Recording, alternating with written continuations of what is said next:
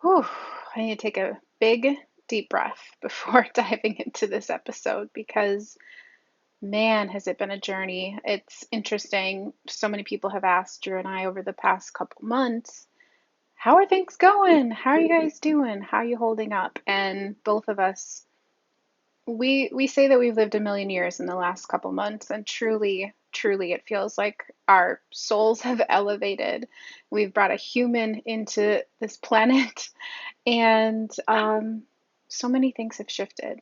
So I need to take a deep breath before diving into this episode, and I do want to say I know that this is going to be a triggering episode. There's a lot that we're going to dive into and talk about, and it feels sort of cathartic to let it out.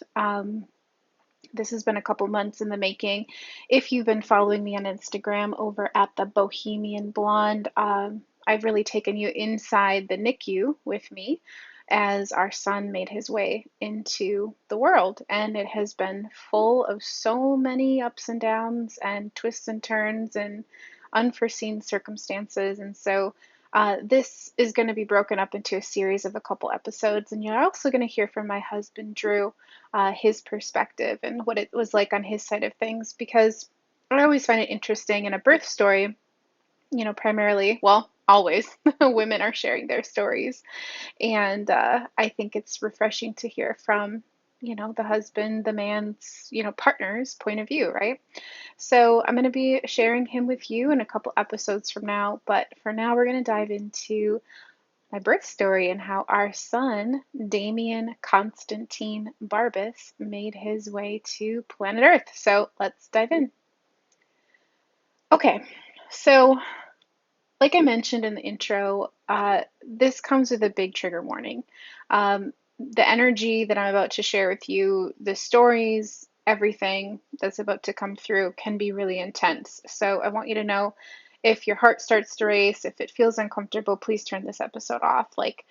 This is not meant to turn you into any sort of downward spiral, to bring you to a place of, just feeling out of control, right? Because the the planet that we're living on right now and the state of everything just feels really heavy.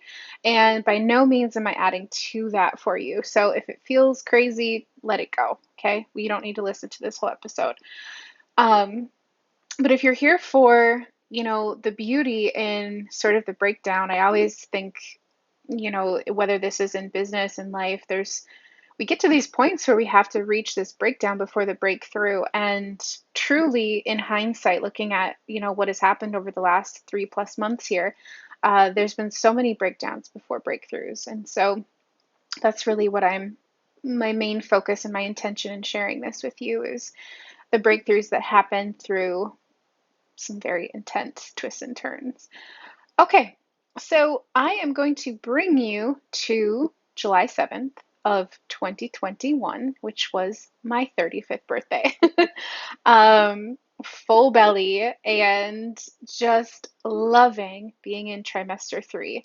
And I want to just say, I am not a baby person, first and foremost. My entire life, my family, my friends knew me as someone who was super independent, was never going to get married, never going to have kids, never going to live in Minnesota. Like, here I am living in Minnesota, married to the world's most incredible husband in the world, and a baby. Like, all the things I said I would quote unquote never do, I am doing.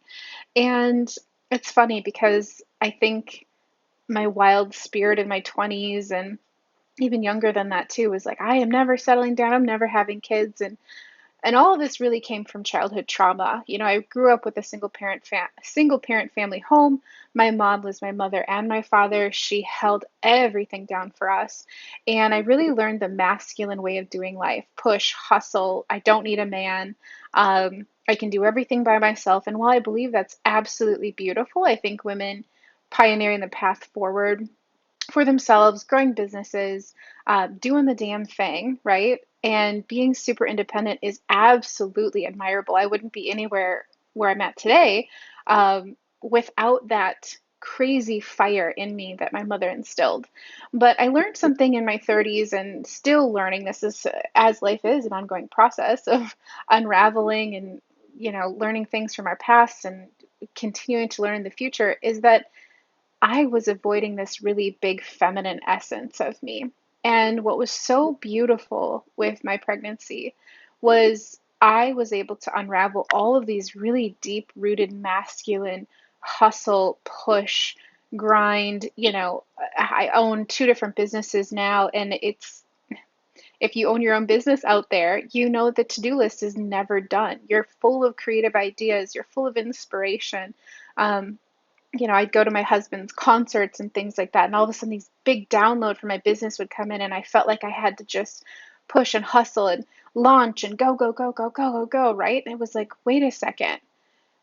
Pregnancy really made me reflect on, what am I doing this all for? Like, with this active doing, this active pushing constantly, what is it all for, right? And at one point in my business, it was for the income. I had left my 9 to 5 job. I'd said peace out to the whole corporate America thing. You can listen to my previous podcast episodes on this and really the catalyst to why I did that.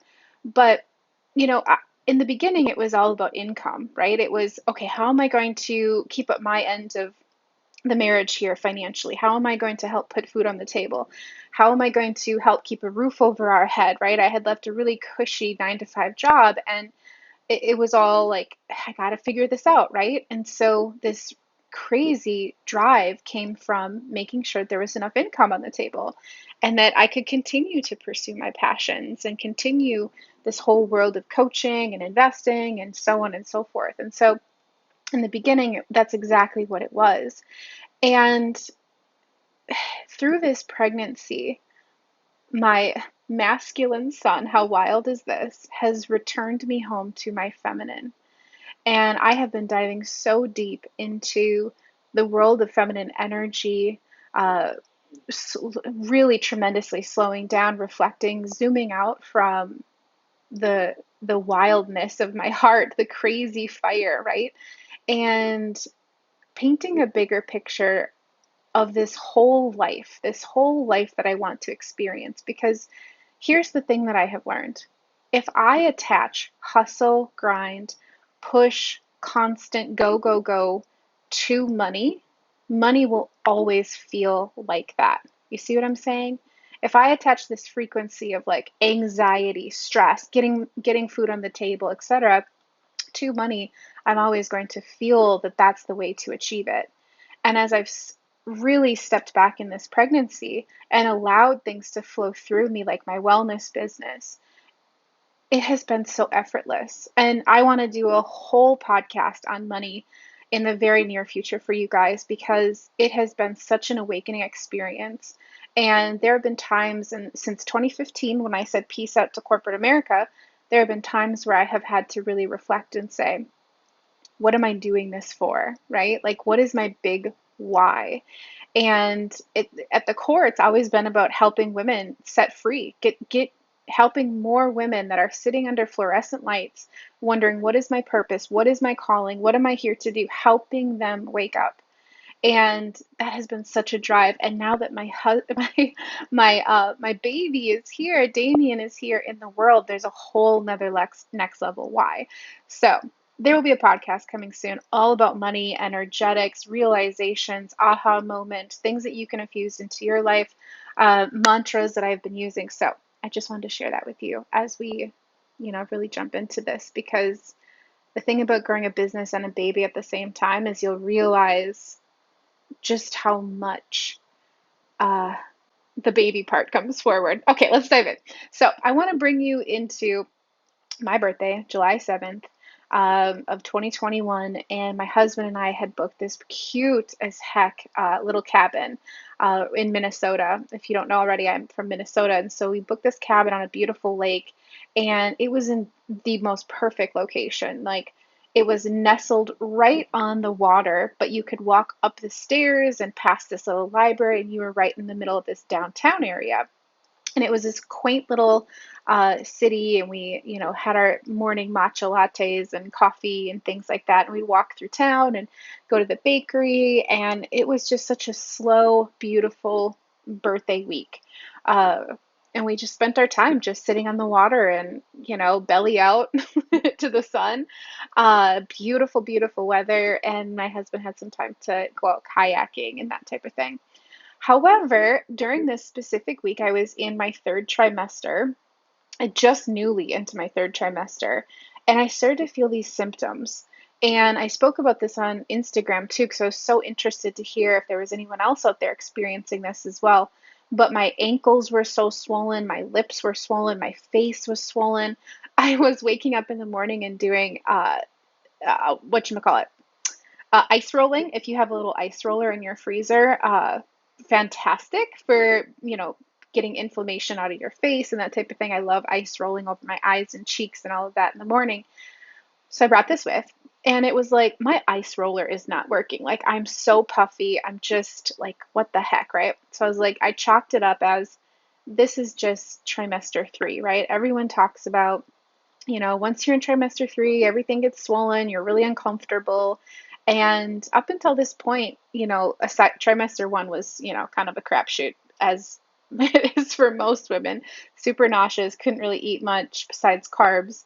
Trimester 2, amazing, was able to, continue working out, felt so good, felt that goddess vibe energy and just womb wisdom. And oh, it was just luscious. Like, it felt so beautiful. And then trimester 3 hit and everything was swollen and uncomfortable. And I thought, well, I'm a typical pregnant woman in trimester 3. So that goes on for, that week of my birthday. And I was so tired. And I told Drew I had taken 2 naps in one day and I was still exhausted. And I thought, I'm going to take another nap. I took 3 naps. Pretty sure this is on my birthday or maybe the day after. I can't remember. But took 3 naps in one day, and my intuition started kicking in. Like, I think there's something more going on here, right?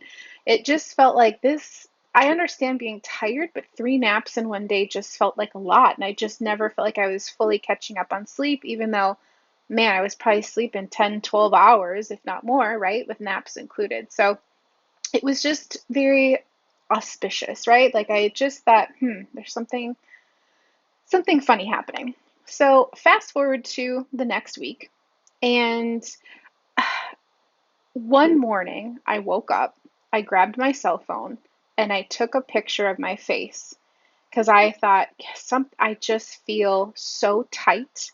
I feel so huge and like I'm retaining fluid or something's going on. It didn't feel right. And I looked in the mirror and it literally looked like I was having an allergic bee sting reaction. And I thought, you know what? My intuition's like, I think we should, check your blood pressure. And as I'm saying this, my heart is starting to race. So it really takes me back to the overwhelm that I was feeling in that moment. And forgive me if I cry. I'm sure it's going to happen in this episode because it was, my intuition started to kick in and I knew something was up, right? I just knew. And so I went over to Walgreens, went in, got a blood pressure cuff, and came home and took my blood pressure, and it was high, of course, right? It's just like, yep, something's happening.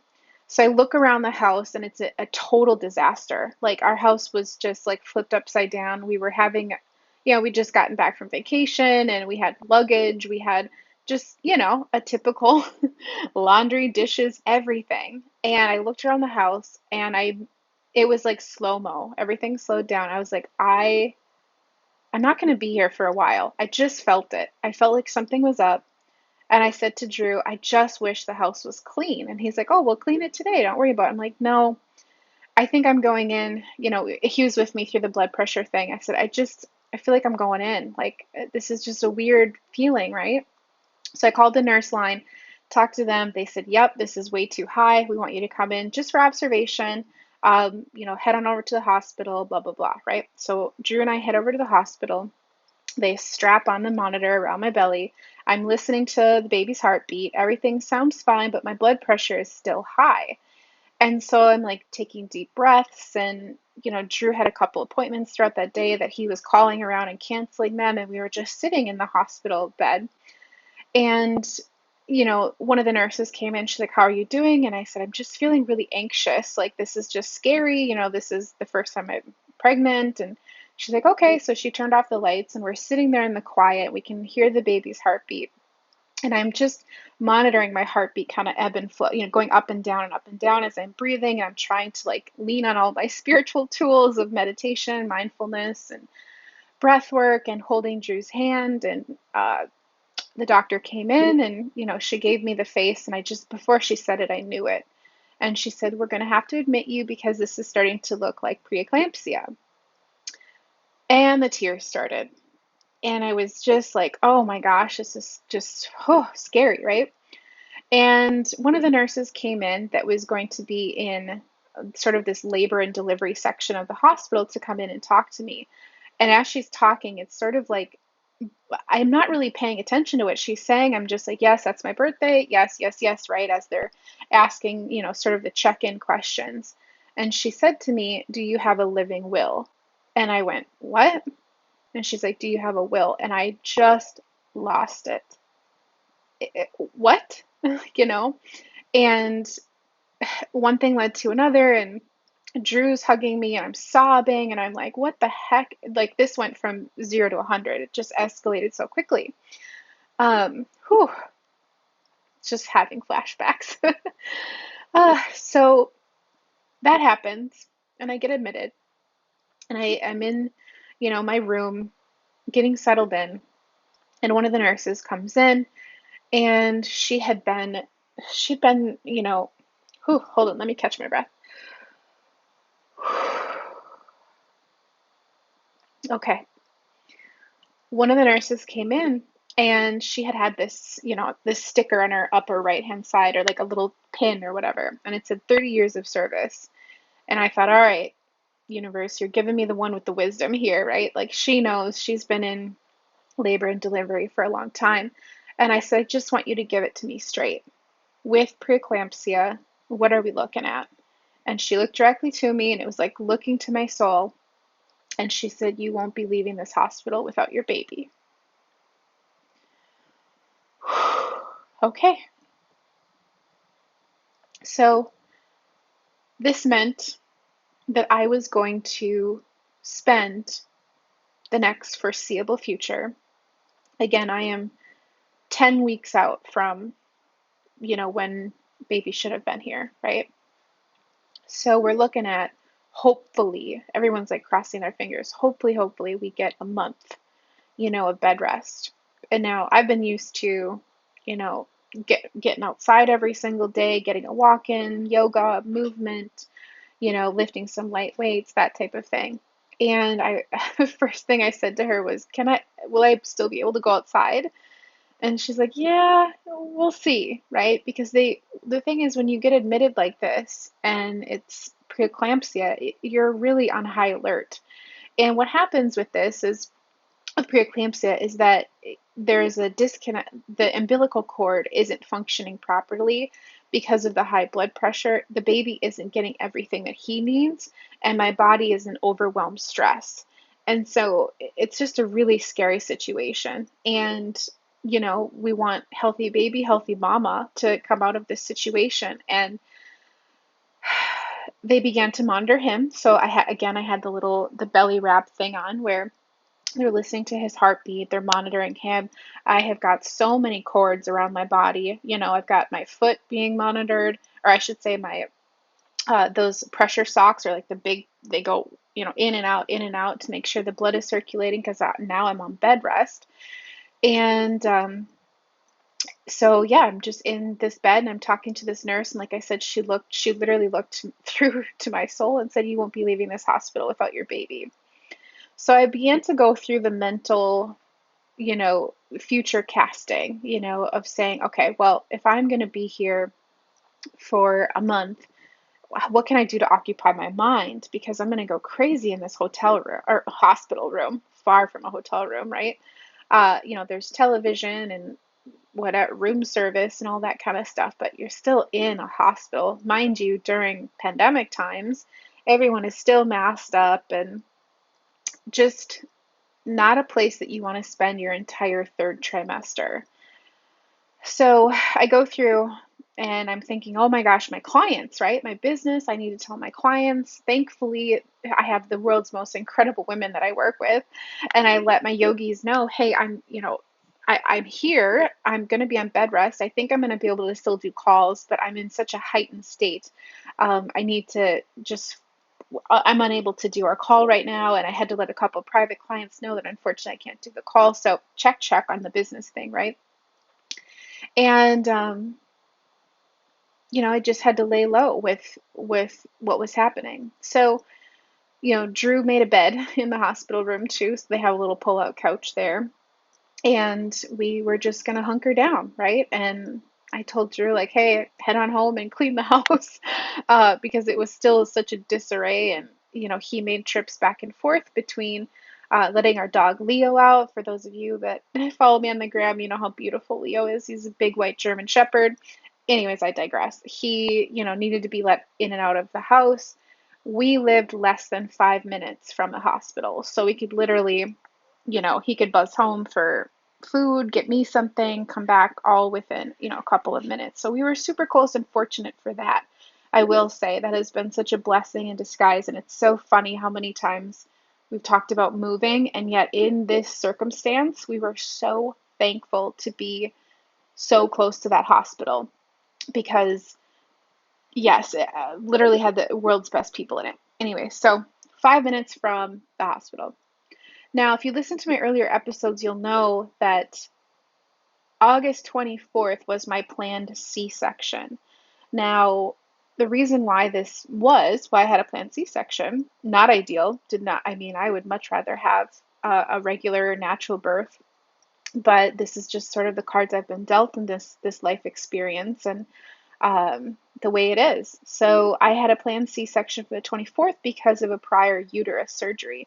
And the reason being is that they didn't want my uterus to get any larger than 37 weeks because this would have it would have been a really high risk pregnancy, could have had a ruptured uterus. It just already scary, right? So trimester 3 was already coming with a little bit of just anxiety in itself prior to the preeclampsia.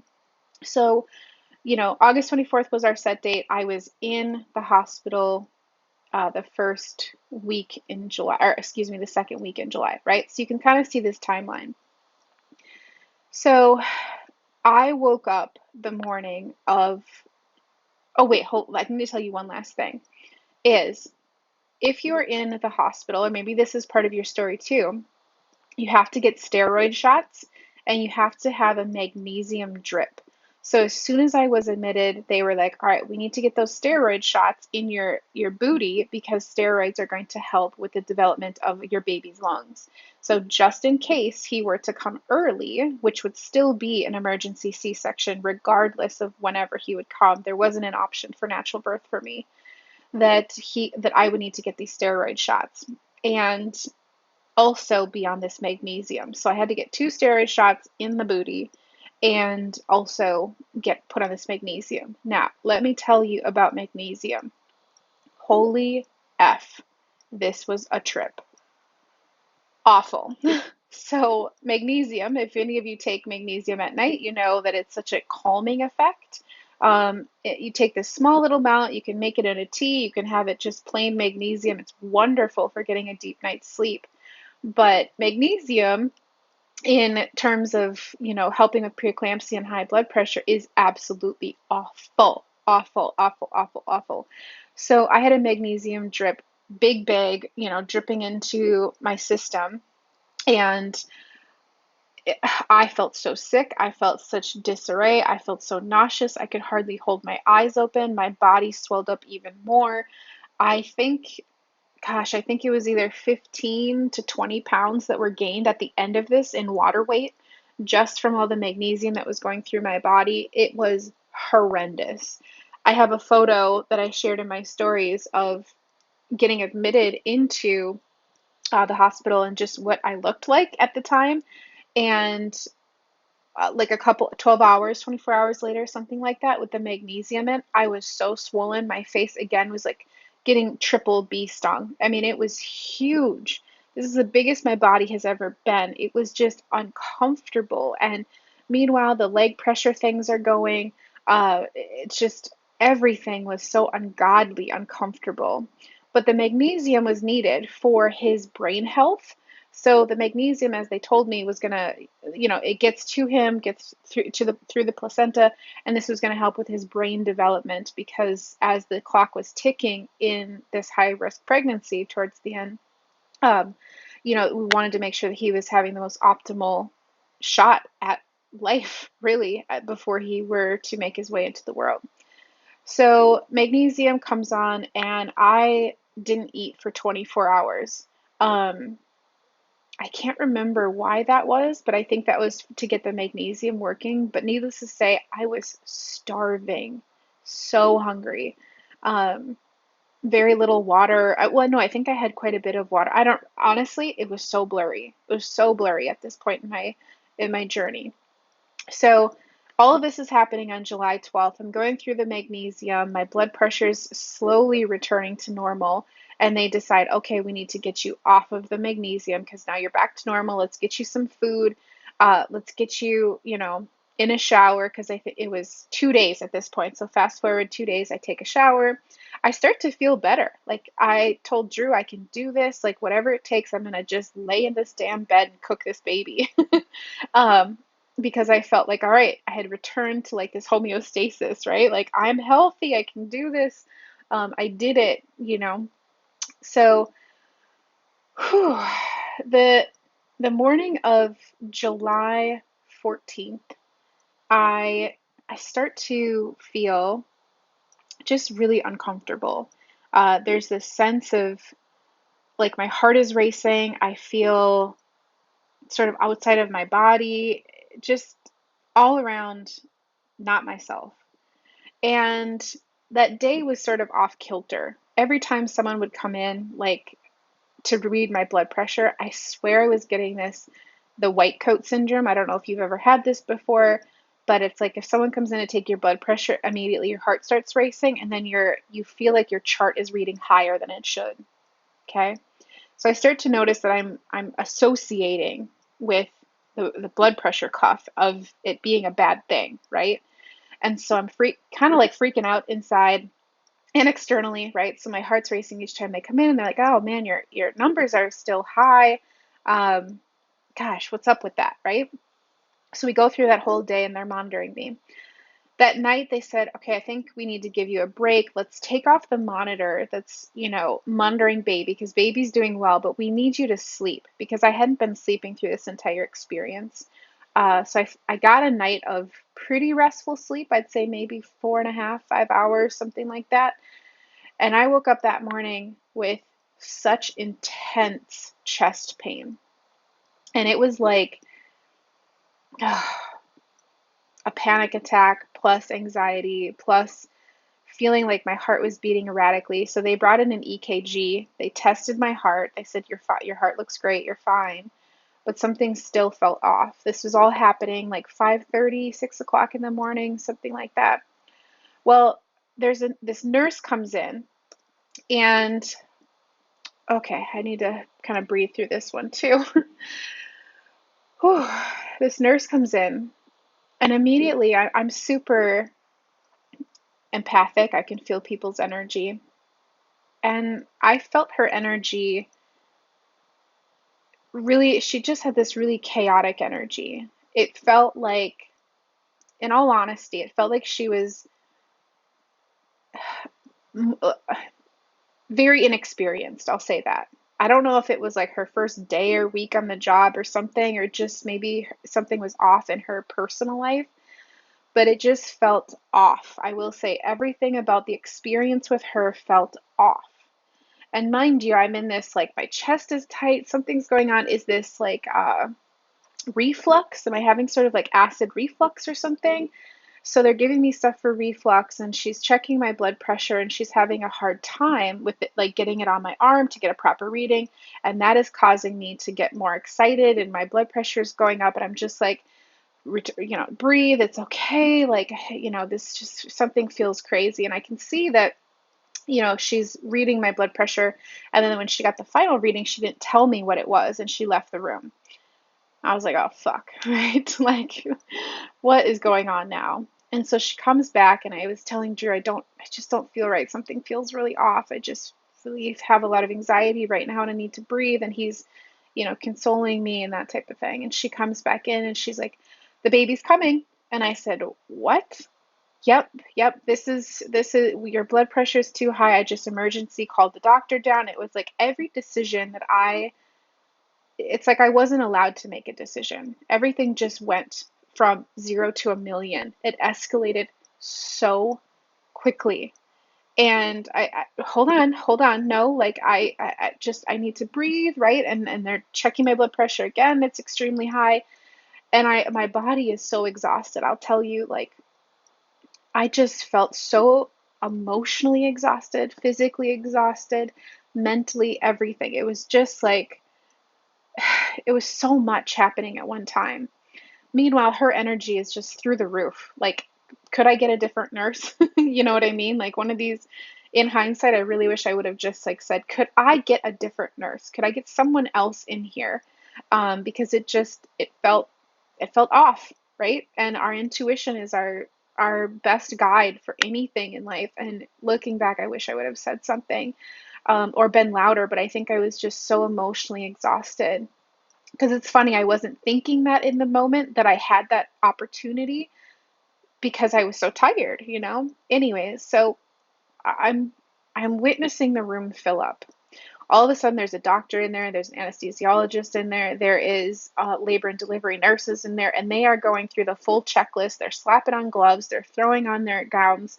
Like, everything is happening around me. They prop my bed up, and it's as if my body shot up and above the room, and I was watching this from a hovering, a bird's eye perspective, and my whole body went into fight or flight, and my legs were shaking uncontrollably. My arms were shaking. My teeth were chattering. It was just, I wanted to hold him in for as long as I could. And in that moment, I realized I couldn't.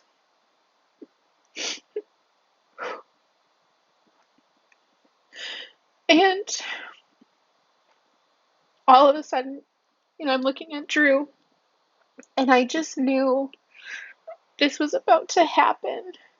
And as excited as I was to meet him, I was so scared that it was not gonna turn out great. But I knew in my gut, for some reason, everything was gonna be okay. And again, my intuition was like, this is going to be okay. All I could lean on was this feeling of, it's going to be okay. Not that this is gonna be scary or hard, and just all I could feel was just this presence of, it's going to be okay. So all of a sudden, I'm being wheeled out, and I swear to you, this nurse that was next to me, I think she was in this moment of like living out her Grey's Anatomy fantasies. And she is just like, as I'm saying this, my chest is like burning red right now. Because I still have so much just heat from this moment. And it just felt like she was living out this Grey's Anatomy scenario of like, I don't know, it was so weird. It was like like this hero's journey or something. And I was supposed to be part of her evolution of her soul and her life, and for her to experience this with me, right? Because I do believe that we cross scenarios with people, and we're meant to be each other's teachers. And maybe for some reason I was meant to come into her life to teach her something, and she was meant to be there for mine. But it just felt like she was living out this scene from a movie as if she was being filmed, because I was like, she was rushing me through the hallways, and it was like, back away, all right, pushing me through the doors, all right, red alert. And it was just so much, so chaotic. And so I'm, busting through the doors and being wheeled down the hall, and Drew's with me, and I'm holding his hand, and at one point he has to stop before he can go into the emergency or the operating room, and he has to stay outside before he can come in. And I'm laying on there, and it's sort of like like Christ on the cross, where his arms are spread out. That's exactly what it's like on the table. So mamas that have had C-sections, you know exactly what I'm talking about. But you're laying there with your arms spread wide open. Oh, excuse me, I forgot a whole piece of this. So I got onto the table, and they had to administer the epidural. And it's so interesting. I honestly thought the epidural would be so incredibly painful, but I can honestly say it wasn't that bad. Now, mind you, I had been on magnesium, so I was out of it. Pretty sure I was on painkillers at that point. Don't really remember. But I was on something. Something was happening. And so got the epidural, was laid down again, those arms spread wide open, and you're naked underneath your hospital gown. And they said, move your legs into, like, if you're laying here, into a frog pose, right? So you have your legs wide open and you're in this frog pose. And all I remember is, like, that's all I could feel.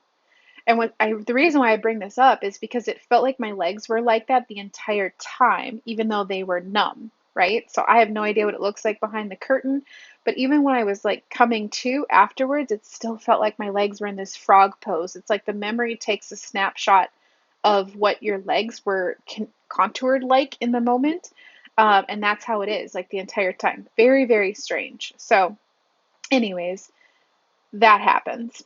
Then he's allowed to come into the room. He's sitting to my upper left side. And I just remember peering into his eyes and feeling so much strength from him. Just feeling, his energy, our togetherness, this portal that we're about to walk into and become parents that morning. It just felt like this is all about to happen. And as scary and chaotic and wild as it all was, looking at him, time just started to slow down. And I started to just get back to this normal space. And I can hear everything that's happening below the belt. The curtain comes up, and the blue curtain that is laying in front of me, or above me, practically on my face. And, I'm talking to him, and I don't even remember what we said. I think I said something like, did you text our family? like did you let people know that this is happening? I don't even know. Who cares, right? Like, it's just all of it's happening at once. He's like, yep, I let everybody know. And I said, okay. And so I knew that I was going to have a C-section, right? So this entire pregnancy, I knew that, this planned C-section was about to happen. And so I had some time to mentally prepare what it was going to be like in the current situation of hands spread out, frog-legged, everything, curtained up.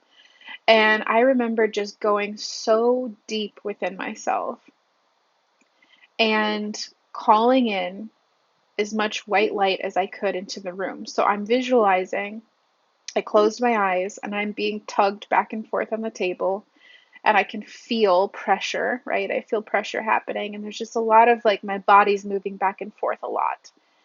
And I go into such a deep trance within myself. And mind you, C-sections are very quick. Mine happened to be, granted, if you're listening to this and you've had one, or someone, um, I don't know how long the normal time is, but it was really quick.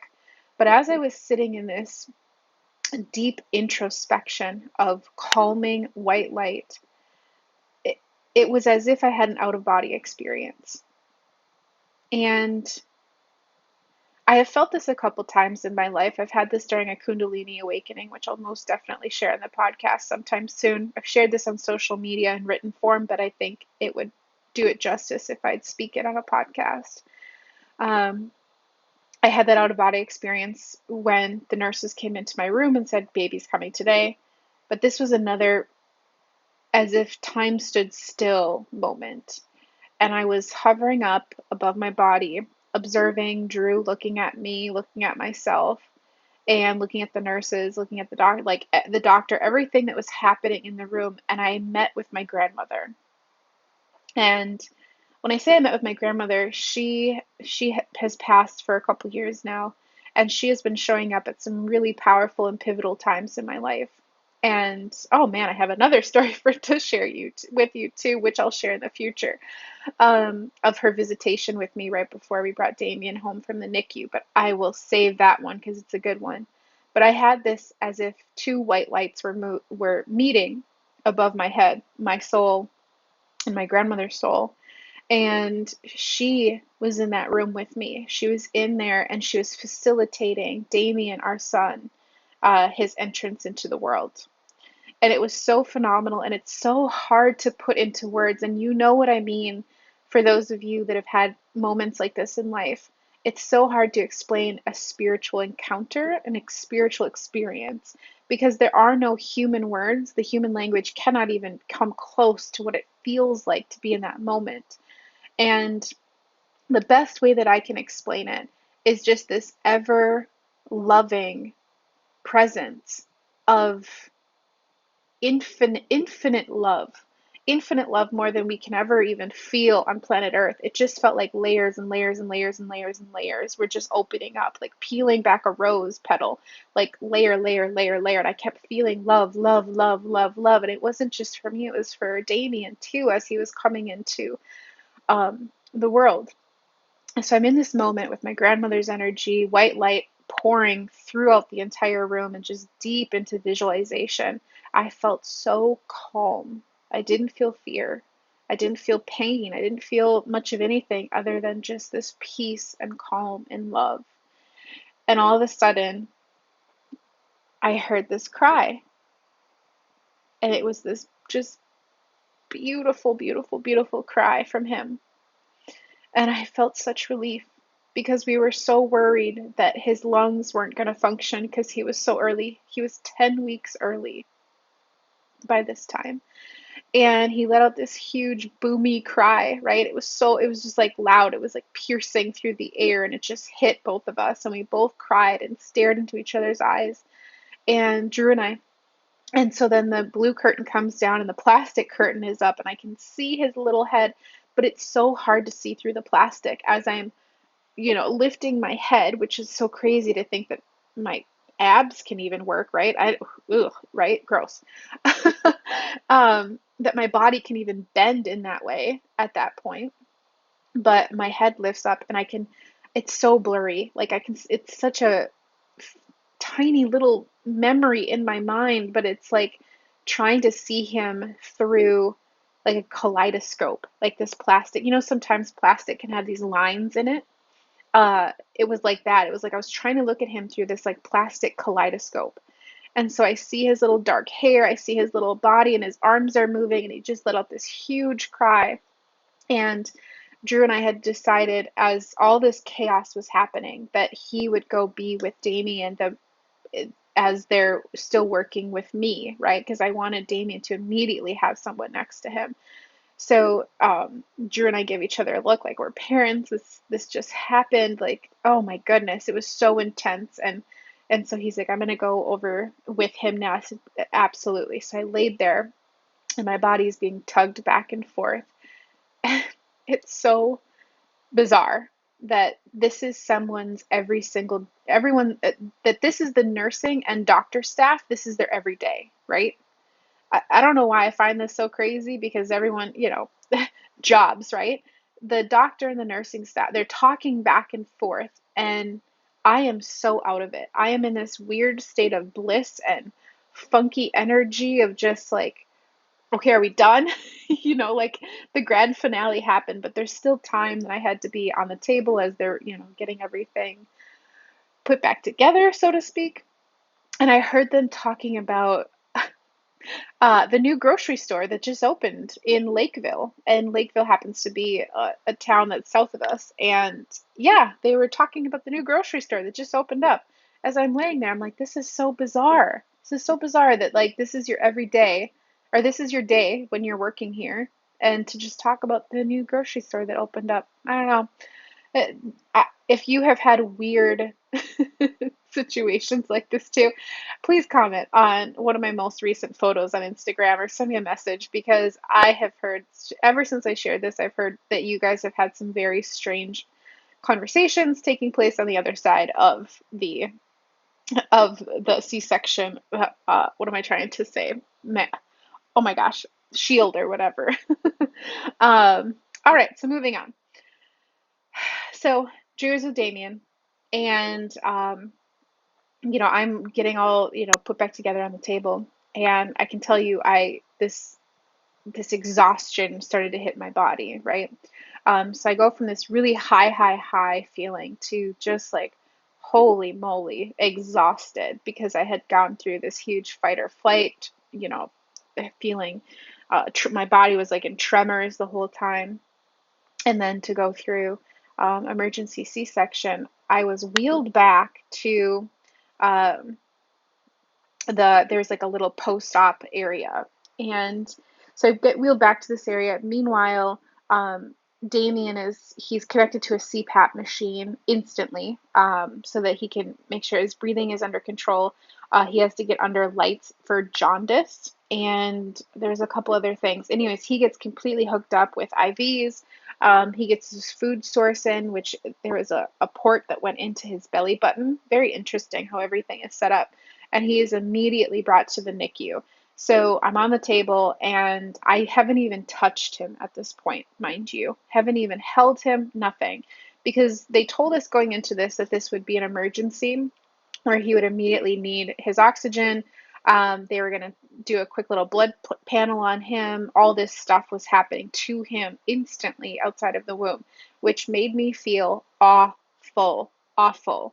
Because I wanted that moment, like every mother does after you give birth. You want to hold your baby, you want to console them, you want to start breastfeeding if that's in the cards for you, right? Or chest feeding.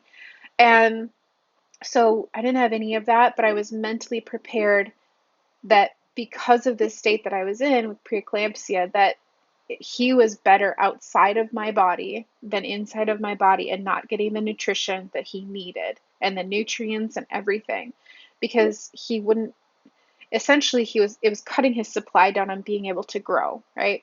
So I kept thinking, he's better outside of my body, he's better outside of my body. I needed something to anchor into to know that everything was going to be okay. So the fact that I couldn't hold him, I had to anchor into that. See what I'm saying? So anchoring into, he's better outside my body. So he gets wheeled to the NICU. I go into this little recovery space, and a lactation consultant comes in right away. And, she's congratulating me, and I'm just kind of like, okay, like it's so weird to feel like congratulations. I don't know. After something like that, just doesn't feel like a congratulations. It feels sort of artificial. Like it feels like something, not, it doesn't feel like birth, if that makes sense. To me, it didn't feel like I had birthed because I didn't get to hold him, right? Anyways, so I'm laying on this table, lactation consultant comes in, and she's talking to me about breastfeeding. And again, breast chest feeding, I've seen this go back and forth, but for the purpose of this podcast, I'm just going to say breastfeeding, okay? Please don't come at me with what the best way of saying this should be. I am going off of how I was spoke to in the hospital, okay? So I am with my lactation consultant, and she said, "Are you going to breastfeed?" I said, "Yes, I was really hoping to. What can we do?" And she's like, "Okay, well, let's try to get some colostrum." And colostrum is the first little bit that comes out of your breast to really help the baby initially, right? So she's working and like massaging and pulling and pressing, and she gets a little bit of colostrum out of both nipples, and I was like, hell yes, right? Like I feel like I'm doing something. I feel like I'm not able to hold him, but at least I can do that. I'm helping him from afar. And I remember crying because I felt like, oh, at least I have that, right? Like at least there's something that I feel like I can give him in this moment. I feel like the way I said it or exchanged this was that I feel like I have a bridge. It's a bridge between where I'm at and where he's at right now, because let's face it, no parent wants their baby in the NICU. And while they're extraordinary angels on earth, no parent wants to experience that. And so, you know, having her rush over the colostrum to him, she told me that when she got there, she took a Q-tip and she rubbed it on his lips, and he, kind of like suckled at it a little bit. And I was just like, oh my gosh, thank you for letting me know. And I want to share, again, I'm super empathic, so I feel people's energy. Her energy was incredible. And when I say the universe connects you with the right people in the right moment, just as the horrible experience with that one nurse was of her really chaotic energy, this lactation consultant, night and day. She had such divine mother energy. I felt like I was in a cocoon wrapped up in peace and harmony with her. The way that she was talking to me, the way that she was making me feel, the way that she was helping me through this extraction of colostrum, holding my hand, letting me crying like I've never cried before. Talking, Drew was sitting right by me too, talking to Drew, talking about us as parents, talking about Damien. She lifted my spirit like I can't even express. It was so beautiful. And so I just thank God, thank universe, source, everything that she was available that day because I felt so taken care of by her. And fast forward a couple months, I told her how much I appreciated that moment and how great she made me feel. So just really, really appreciate her. So as the minutes started to click on, as I'm laying there and we're regaining feeling in my toes. It started in my toes and then worked its way all up to my hips. Um, this sort of emptiness started to overwhelm me. I started to feel really empty, like I've never felt this sensation, this feeling before. So I get wheeled up into what would be my postpartum recovery room. And I get wheeled up there, and for you C-section mamas, you know this experience where they inflate the bed that you're on and they bring you over onto the bed that is in the hospital room. And they kind of move you around side to side so you get comfortable in the bed, and it's really painful. By that time, you're just a couple hours outside of surgery, and yeah, just all around very uncomfortable. But of course, part of recovery is you got to keep moving, right? So so I'm trying to think of the timeline now because by this time, so Drew had texted our family, right, and saying, "Hey, we're going in emergency C-section, preeclampsia, high blood pressure, baby's coming today," and everyone is like, "What do we do?" Right? Because we're living in the time of COVID, where you can only have one person. Thank God, that I could have Drew with me through everything. Because I'm pretty sure earlier in the pandemic, a lot of mamas were by themselves, and my heart goes out. I couldn't imagine. I literally couldn't imagine, but I know how strong the female spirit is. So if you're listening to this and you had a baby during that time and your partner, oh, I could cry, and your partner wasn't able to be with you, I just send you my heart, okay? I can't even imagine. I can't. So, whew, I told you this episode was going to be hard. So everyone rushes to our house. We've got my mother, my sister, and Drew's parents. They come to our house. Again, we're 5 minutes from the hospital, right? And while they can't come to the hospital. Uh, they're kind of huddled together at my house. Everyone's like, okay, what can we do? And they're like doing laundry, and it's like trying to fill that weird void of like wanting to be with him and us and all of that, but they're here together. And so we get up to the postpartum room, and I think I don't remember. I think Drew might have called and said, "Hey, how's everybody doing?" And then Drew and I discussed that he would just run home real quick and say hi to everybody because, again, we weren't going to have this time to come together. Mind you, I haven't even held my son. I haven't touched my son. He is 2 floors or a floor below me. He's not in a distance that feels like there he is. You know what I mean? Like I can't reach out and touch him. And then Drew and I decided that he was going to go see everyone at the house here. So Drew leaves the room, and I said, "Well, just go there, say hi to everybody, come back, and then hopefully we can go down and see Damien and be with him." because I want to see him, right? We were like, geez, like this happened so quickly. And Drew had the chance to be up close with him. I hadn't even had that yet, right? Because I saw him getting wheeled out of the room. It was a quick little glance at his, I think his foot was sticking out of his little isolette, but he was wheeled out of the room. So Drew heads home to see family. And this this emptiness fills me. I'm sitting in this hospital room, and it's like I felt like I didn't even have blood in my body. Like it felt like everything had physically drained from me completely. Um, and I just laid there.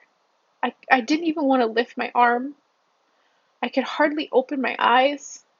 And I felt so empty and alone and scared and nothing. I felt literally nothingness. Like I had fallen into this deep void of nothingness. And it was so intense. And I look back on it now, and it's because I don't think I was even in the room. I don't think my soul was even in the room at that point. It was like this hologram of a human body was sitting on the table or laying on the bed. And I just sat there in numb. Oh, I've never felt anything like that in my life. And I never want to feel anything like that ever again. And I think my soul was so out of body, not there with him. There are no words to express the sheer alone echo of aloneness that I felt. And in this moment, I don't even know how long I sat there. I'm pretty sure I sat and I just looked at like a spot on the wall, and it was just empty. And I heard a knock at the door. And I thought, oh gosh, how much time has passed? Like all of a sudden, maybe I was checked back into my body or something. I don't know. And that lactation nurse came back in. Remember the one, the divine feminine energy. And she said, how are you? And I said, I've never felt more alone in my life than I do right now.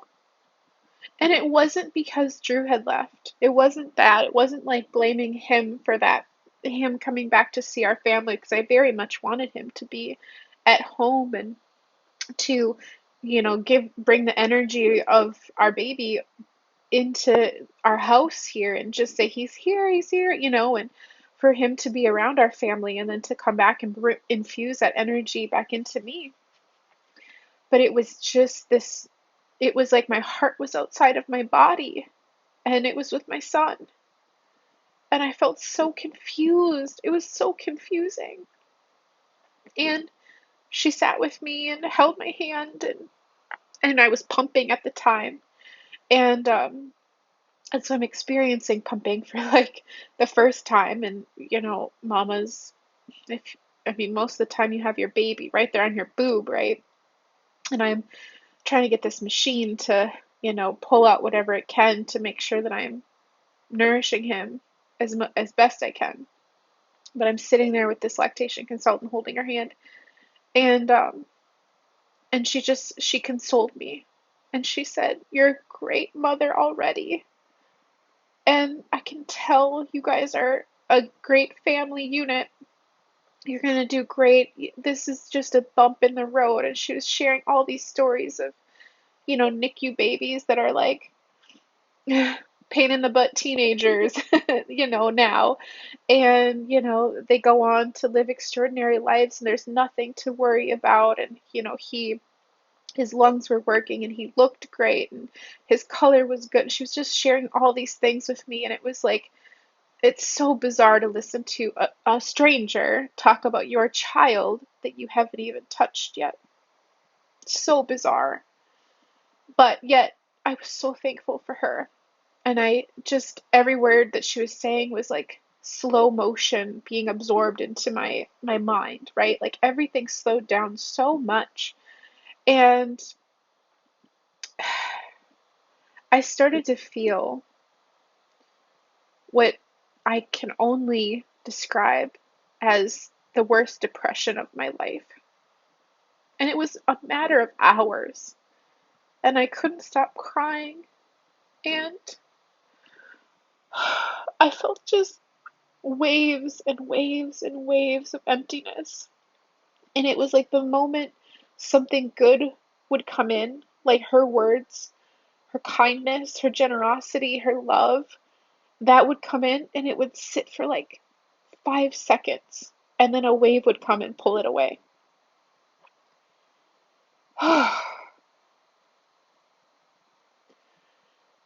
So, this is all happening really fast, right? And yet extremely slow at the same point. And Drew comes back, and people had given him gifts and stuff to give to me, which was so sweet. Because I didn't have a chance to pack a hospital bag. I didn't have a robe or underwear.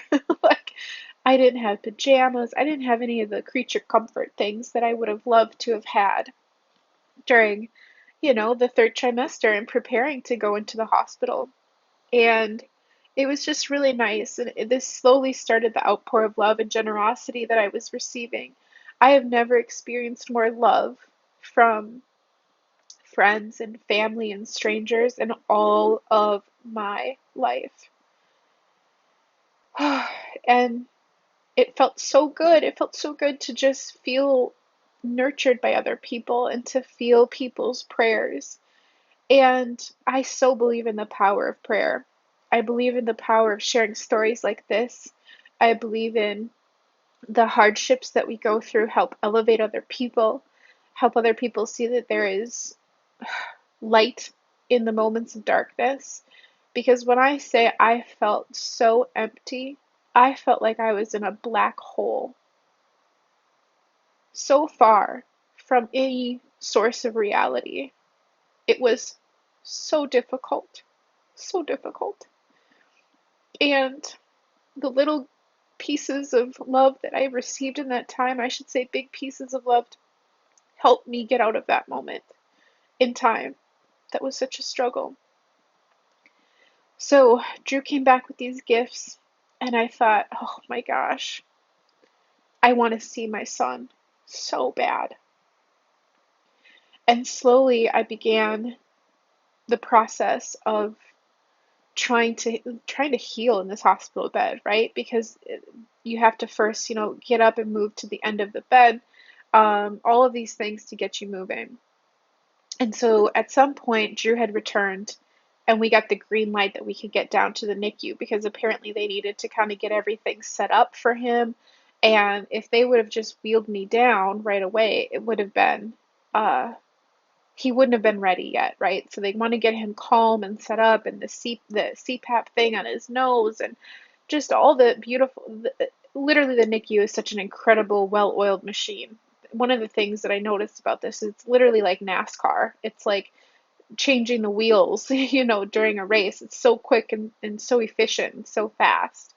So I'm gonna save part two for because I've been speaking to you for an hour, and I want to take a breath and kind of rekindle or reclaim my thoughts and my energy here because it's been really hard to go back and um, to really dive back into this. But I want to share this story with you because we so often don't talk about this as women. And that's another thing that I'll be talking about in the next episode is the stigma that we don't share enough about the birth experience because I knew I was going to have a C-section, But this energy of just listening to your intuition and the things that I did afterwards to help me get out of the darkest part of my life that I've ever experienced. Um, I hope that this helps someone who feels that they're in the darkest part of their life too.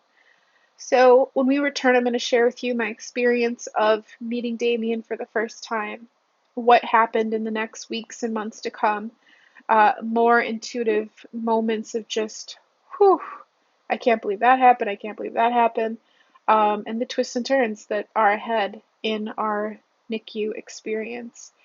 So, deep breath. I hope that this episode served you in whatever way it was meant to. Thank you. If you shed a tear with me, I love you.